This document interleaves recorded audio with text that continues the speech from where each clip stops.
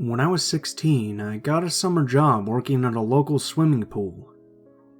Although I was technically a lifeguard, I also cleaned up and closed the pool at the end of the day, so I was almost always the last person to leave. I did like this arrangement at first because it was nice to have some time to myself. It began to get less fun when about a month into the job, this really big and really rude guy began hanging out at the pool.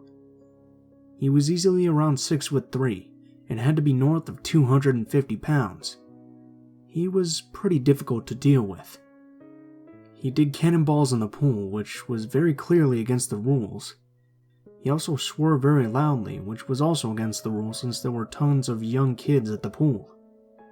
But he also had a big and overbearing personality, and I didn't have a lot of experience standing up to guys like that, so I often just looked the other way. As you would probably guess, eventually something happened, and I had to stand up to the guy. There was a younger boy on the diving board. He was probably about 13 years old. He was obviously very nervous about taking the dive. The man was behind him, and was seeming to get very impatient.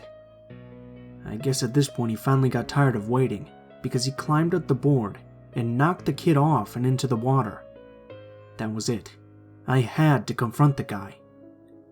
When he got out of the water though, he saw me and tried to push past me. I tried to get his attention, but he ignored me and made his way back to the line for the diving board again.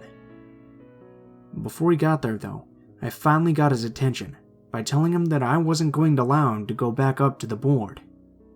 This pissed him off, and he actually turned around and pushed me down, saying, "I'll do whatever the fuck I want." The other lifeguards were watching what was happening, and they came over. Although the guy just tried to ignore them too, he was told that we had security cameras set up in the pool, and that he had assaulted me. If he didn't leave immediately, they were going to call the police and press charges. I could tell that the guy was really angry and wanted to resist, but after faking like he was going to jump at the other guards, he waved them off and left. Last time I saw him, he walked through the locker room, and I assumed out of the pool. I definitely didn't forget about the encounter as the day went on. This had happened pretty early on though, so my nerves did finally calm down long before we closed up. I wasn't a small guy by any means, but that guy could have messed me up pretty easily if he had wanted to.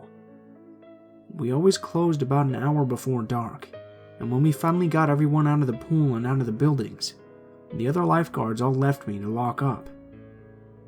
I locked the door, and then I went and cleaned up the locker rooms. I did the men's first, and by the time I was done, the sun was beginning to set. I then went into the women's locker room to clean up. I had calmed down considerably, but for some reason, I felt on edge going into the women's room. I guess being a guy, I had always felt that way, but I was still sort of on edge from that guy, I guess. I didn't feel wonderful being alone, even though he had been gone for nearly 6 hours at that point. As I was cleaning the sinks, I heard a sound coming from the stalls. Turning around, I nearly choked as I saw 2 sets of obviously male feet behind one of the stall doors. As the stall door opened, I was pretty damn sure I knew who it was. I didn't know how he got in, or how he got into the women's locker room, but I knew it was that guy from earlier, and I knew I had to get out of there as quickly as possible. I ran out of the locker room and went back to the pool. For a big guy, the man was definitely fast. He made it out really quick and yelled some threatening and angry things at me. Honestly, I was too scared to really hear any of it. I realized how foolish it was to go out to the pool area, because there was no way I could get out of the pool without getting by him and going through the lockers. I tried figuring out what I should do, because it was clear that he was intent on hurting me, and likely badly. Finally, I figured that because I was a good swimmer, I would try to jump in and swim away from him. There was no way a guy in that poor of a shape he was in could catch me. Unfortunately, he did catch me before I could jump into the pool. He grabbed me by the neck, and damn was he strong. I struggled as I heard him tell me he was going to drown me in the pool. I tried to remind him about the security cameras, but his grip on my throat was too tight for me to speak. I was scared to death, but as he tried dragging me towards the pool to throw me in and push me under, I caught a break. I hadn't cleaned up the pool yet, so the floor was wet and he had put his shoes back on.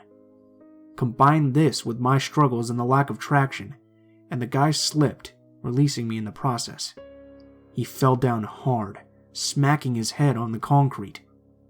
Relatively unscathed, I was able to get away into the locker room and then into the office, where I locked the door and called the police.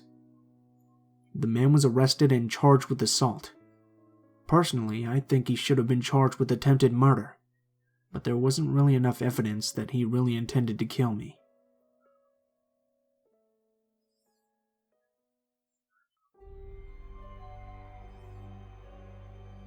Easily the worst thing about growing up when I did was the lack of air conditioning in my home. It used to get so hot in the house that I could barely breathe. You'd think I would have jumped at every chance to go visit relatives in cooler areas when my parents went away, but I was too lazy. So this particular summer, when I was 16 years old, I remained home while my family went to visit my grandmother for a whole week. My folks had been gone for about 3 days, and I was enjoying just being lazy around the house. Being home alone was always a treat for me, and I rarely got scared by anything. It was about 2 o'clock in the morning, but I couldn't bring myself to go to sleep. It was too hot, and even with the windows open and the fan on me, I was sweating badly. I didn't think laying on the bed would result in anything but me tossing and turning all night. So I stayed up watching bad college movies. I don't recall exactly how late it was, but over the noise of the fan, I could have sworn that I heard something outside the window. I dismissed it at first. It was hot. I was miserable, and I had the fan running. It was pretty likely that I had imagined the noise. That was until a little while later that I heard it again. It sounded like a rustling noise. It still could have been the wind. This time I got up and went over to the window. There were some bushes by the window, and they were moving around in the light breeze. There wasn't anything or anyone out there. I went back and sat down, and about 10 minutes passed again, before I once again heard the rustling noise. I think the heat was really getting to me because I actually began to get a little paranoid. I got up, checked out by the window again, and didn't see anything except for bushes. Still, I was a bit worked up by this point, so I decided I might feel better if I closed and locked the windows. I definitely psychologically felt better, but it didn't take long before the house turned into an oven. The fan wasn't doing me much good either. I was sweaty, and probably very fortunate that no one was around because I was probably stinky as well. The only good thing was that after about 30 minutes of sitting there with the windows closed, I did not hear the noise out by the window again. Finally, the heat being way too much for me, I decided it would be a good idea for me to take a cool shower. Even after getting out of the shower, if I didn't completely dry off, then the fan would be feeling a lot better. So I went and took a shower, and I can tell you that the water felt so good. I probably stayed in there for over half an hour just enjoying the feeling. What snapped me out of it was hearing a really loud knocking on my door. I was shocked and shut the shower off. The knocking came again, very loudly and very fast. I didn't have time to get dressed, so I threw a towel on over myself. As the pounding on the door kept coming, I called that I was getting out of the shower and for whomever it was to hold their horses. When I finally got to the door, I was surprised to see a police officer standing there. There were 2 police cars outside my door, and someone was in handcuffs. The police explained that they arrested a guy who had been hanging out around my house. Apparently my neighbor had gotten up in the middle of the night and seen a man in black trying to open my living room window. The police apprehended him as he was making a run for it. But you see, that's not the scariest part. Two things happened afterwards that really terrified me. They found several knives that he apparently had tried to ditch as he was running away. And they linked him to a break-in and a homicide that had happened earlier in the summer. He confessed to it, sneaking into a home and killing a teenager who was home alone in the middle of the night. I think it's scarier contemplating what might have happened sometimes, more than what actually happened. In this case, what may have happened is much, much more frightening.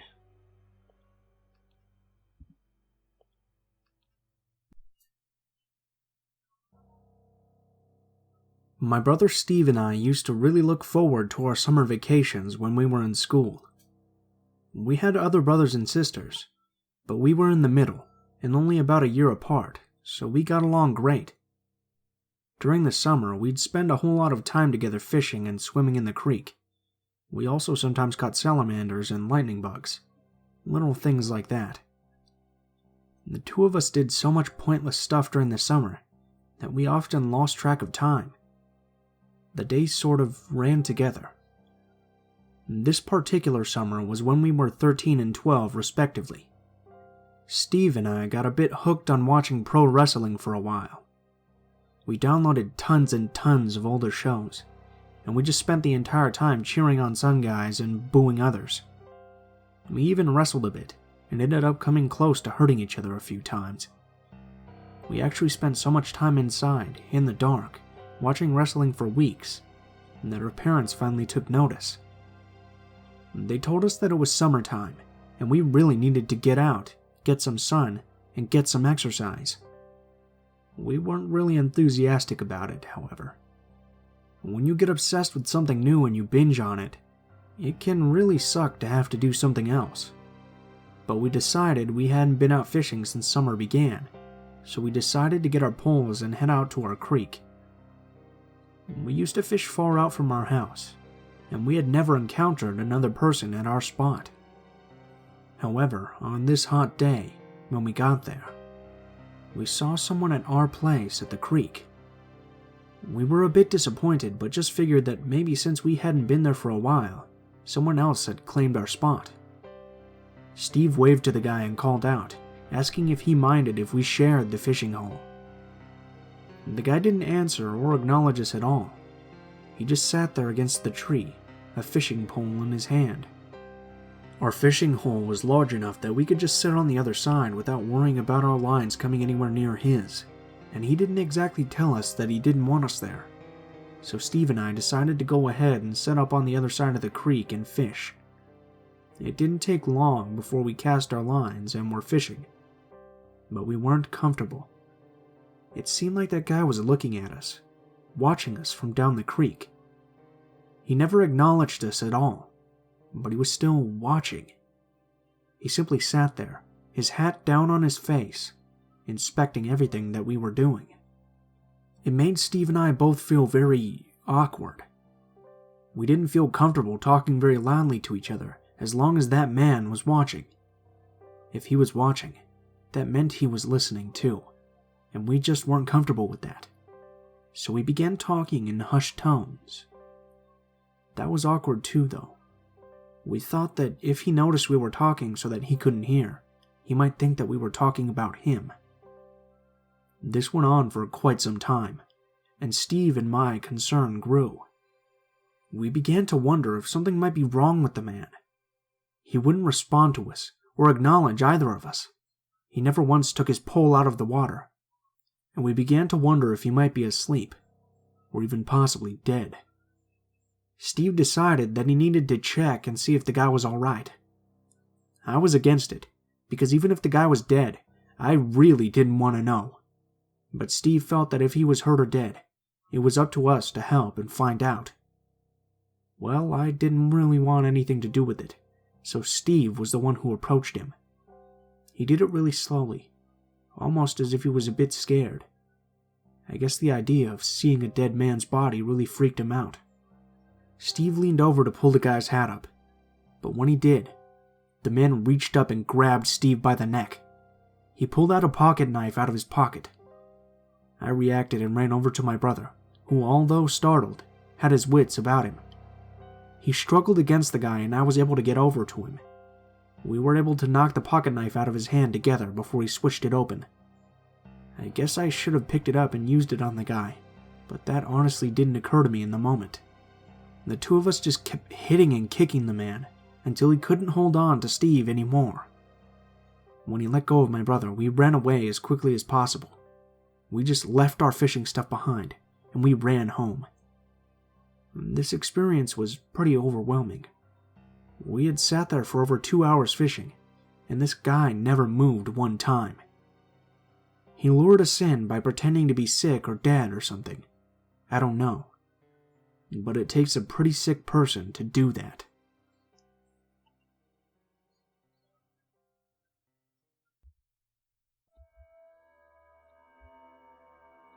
When I was 12 years old, there was this park in the neighborhood that I practically lived at during summertime. It was in a very big area, with all the standard playground equipment in it. Looking back on it, I often think it must have been a waste of money for whoever owned it though. It wasn't unusual at all to be at the playground and to be there all day by myself. There just weren't a lot of other kids living in that area. About halfway through one summer, I went to the playground in the early afternoon. It wasn't as empty as usual. There was an older kid there. My guess is that he must have been about 14 or 15. He was sitting on the edge of the merry-go-round, using his foot to slowly push it along. I didn't think too much about it, and just went over to the swing set and claimed a swing. I was pretty good at getting the swing going without having someone give me a push, and before I knew it, I was swinging really high. As I was swinging, I kept seeing the older kid over on the merry-go-round, still pushing himself in a circle with his foot. I began thinking that maybe I should go over to him and offer him a push. He looked so lonely. I really wasn't great at going up to people I didn't know, though, so I tried to ignore that thought at first.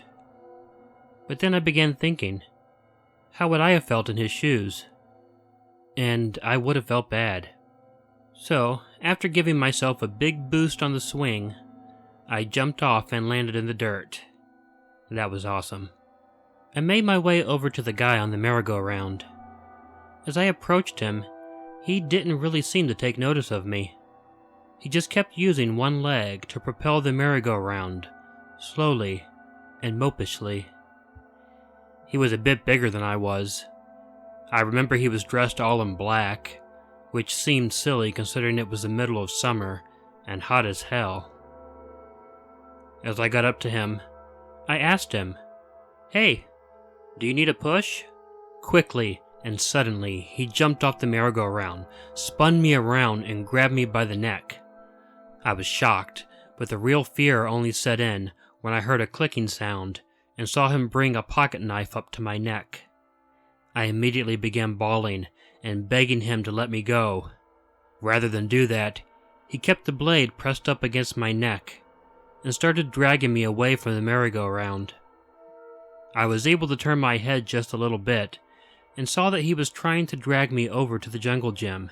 It had one of those slides on it that was a completely closed tube. When I saw it, and I saw that he was headed over towards it, there was absolutely no doubt in my mind. This guy was going to drag me into the slide and kill me. I hadn't really been struggling much because he had the knife up to my neck, but even at 12 years old, I was rational enough to know if he was going to kill me anyway, I might as well struggle. So I began flailing my arms and stomping my foot, and mostly I stopped crying and just started screaming for help at the top of my lungs. Most of it didn't seem to faze him at all. He just kept dragging me towards that slide. When he had me over to the slide though, I originally thought he was going to drag me into it, but I guess I was struggling too hard for him to do that. So instead, he took me and tried to shove me hard into the slide. My struggling then appeared to pay off because he not only let go of me, but he shoved me, and that shove caused him to lose his balance. I used every bit of strength that I had to push past him. As I took off, though, he slashed at me with a knife, opening my arm up pretty badly. So I ran as fast as my legs could carry me.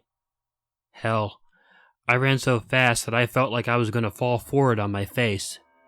Although I knew that I shouldn't have, I did venture a check back over my shoulder to see if the guy was coming after me. Thankfully for me, he wasn't. I was running straight for a row of houses, and he probably figured that he would get caught. Still, I ran screaming and pounding on one of the doors until an alarmed housewife opened it, noticed the gash on my arm, heard me screaming that someone was trying to kill me, and she pulled me into the house and called the police. I had to go to the hospital and talk to the police. They found the kid pretty quickly though, and actually without my help. Apparently, after I got away, he found another kid about my age and attacked him. This time he was caught in the act by an adult who apprehended him while calling the police. I spent the rest of the summer and subsequent summers in the house with the air conditioning on. I never could bring myself to go back to that park.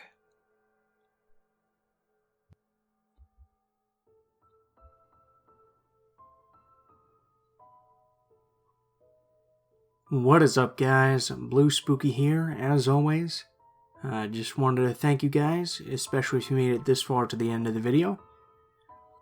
I'd also like to give my co-narrator, Killer Orange Cat, a special shout out. He's a good friend of mine, and he reads True Scary Stories as well. So if you like his narrating here, I'll have a link to his channel in the description and probably in an annotation in the video. So please be sure to check him out and support him if you like his stuff. If you guys liked the video, please feel free to leave a comment below, or perhaps like, share, or subscribe if you feel so inclined. If you have a personal story that you'd like to share, go ahead and take a look in the description. There will be links to all of my social media, including my Gmail, Twitter, and Facebook accounts. You can send me a message on any of those, and I'll try to include your story in a video as soon as possible. If you do decide to send in a story, please be sure to include in the tagline what the title of the story is, the theme it is, if it has one, and how you'd like to be credited in the description of the video the story appears in. If you guys are curious about the music used in this video, the music is always listed in the description.